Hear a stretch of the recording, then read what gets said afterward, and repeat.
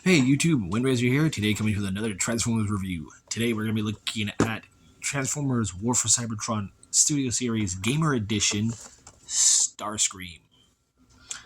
I figured I'd take a look at the box. Beautiful artwork.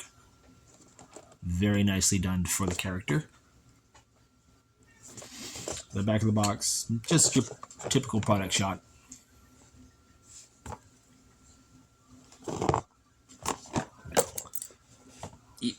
See.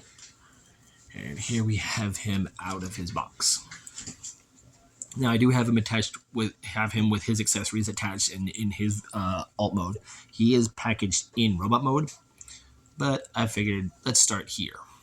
So first we'll take a look at his accessories. One being the sniper null ray rifle. I remember that's what it was called correctly. And then we have his other weapon, this giant energon mace thing. This was his secondary weapon that in robot mode, when he would use it, his entire torso spun around with this just straight out, and he would smack anybody he could with it. For right now, we're going to go ahead and take a look at his alt mode. Very nicely done. Very needy cat right now. Very beautiful figure. I do love how the reds look as like a nice maroon. We have a nice lavender Decepticon symbol on the tail wings as well as the wings. Orange cockpit here with a bit of silver. Very nice. I like the gray. It's a little muted for me, but it's good. There's the top of the figure. There is the bottom. Folds up very nicely. Visible head syndrome. Just be happy it's not facing the other way. Vehicle mode wise, here he is next to my Siege Soundwave. And here he is next to a dead Ironhide.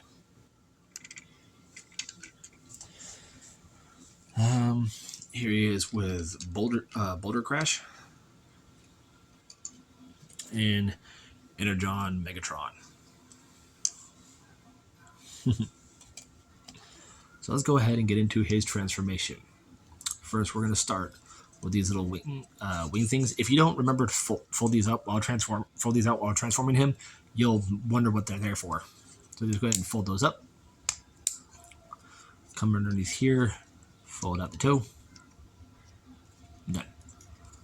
So I'm going to come here to this wing assembly here, rotate it around like so.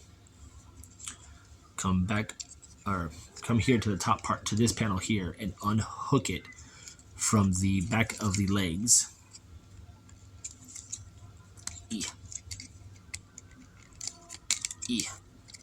As well as lifting it up off the entirety of the torso. So once you've done that, go ahead and take the legs. They are tabbed in via this little tab right there that's in his leg. And then these pieces are tabbed to this connection port on the back of his leg, or inside of his leg. So just undo that, bring it down, slide it into place, and fold that down. There we have a leg all done. See on the other side.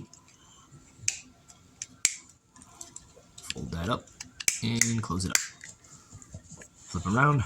There we have the lower half all done. Next, go ahead and come to this back section. Fold this out. Fold these in. Fold that back up. Take this piece, fold them down. And there is a little tab here that will sit in a little slot right there. Now just slip into place, and it will also sit on this tab here. There's his backpack ready to go. I'll come here to the arms, unpeg them from each other, as well as a little slot that's right here that sits in the arm. Go ahead and straighten those out. that out. Go ahead, take the nose cone canopy and untap it ever so slightly via these pieces here. These come, these you have to assemble yourself out of the box. Once you do that, bring the arms up, rotate them.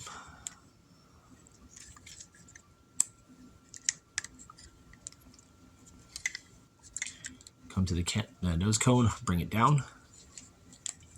Open up the canopy. The nose cone and the canopy are a soft plastic.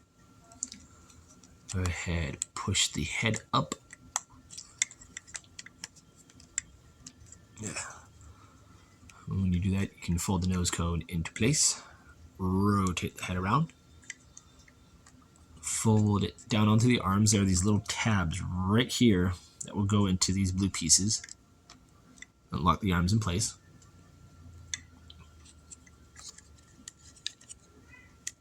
To do that, you can close the canopy up. Bring this head neck piece all the way back. Bring the head forward on the secondary joint. Push it down. Fold the canopy up. Tilt these to the side. Then take the backpack and close it up.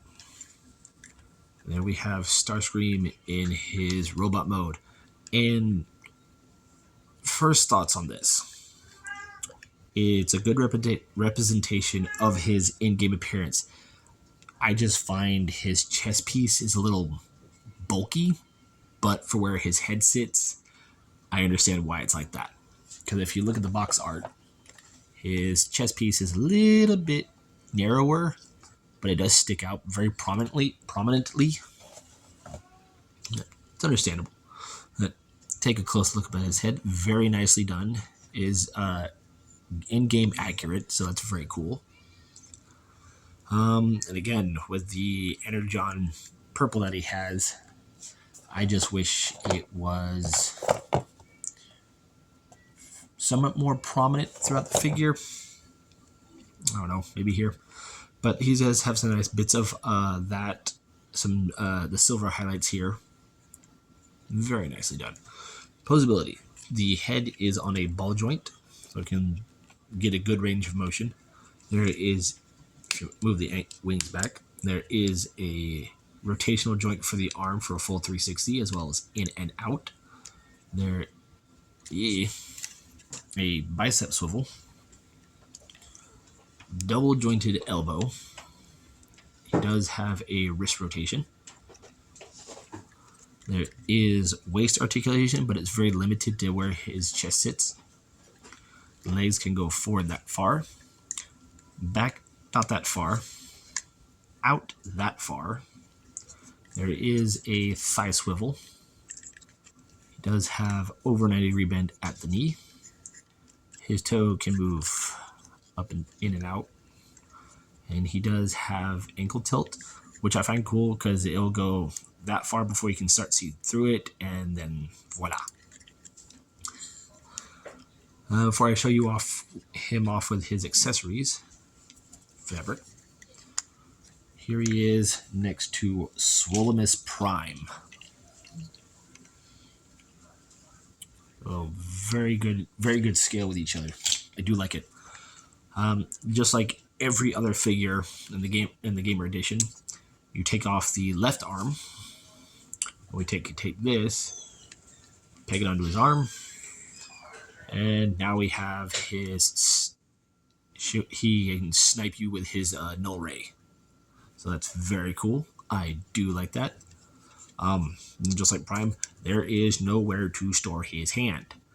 The only place I can think of is these tabs here on his legs, or maybe just use the tab here on the back of his arm.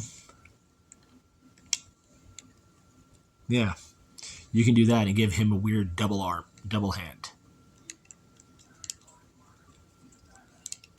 So yeah, I guess that's storage. I don't know. It doesn't stay well. If you do it here, it's just going to look weird.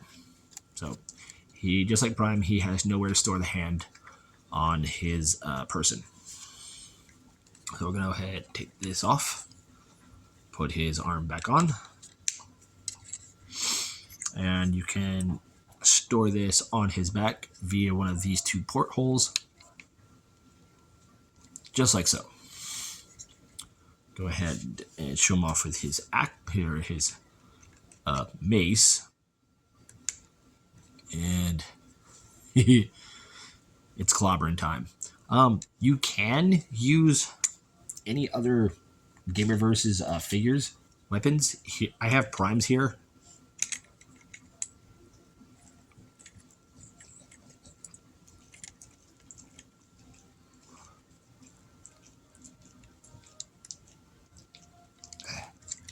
I mean, he can wield it, but you have to get this piece over the elbow joint in order for him to hold it properly.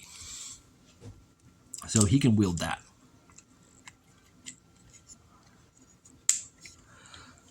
That's very nice. The club is 2 pieces,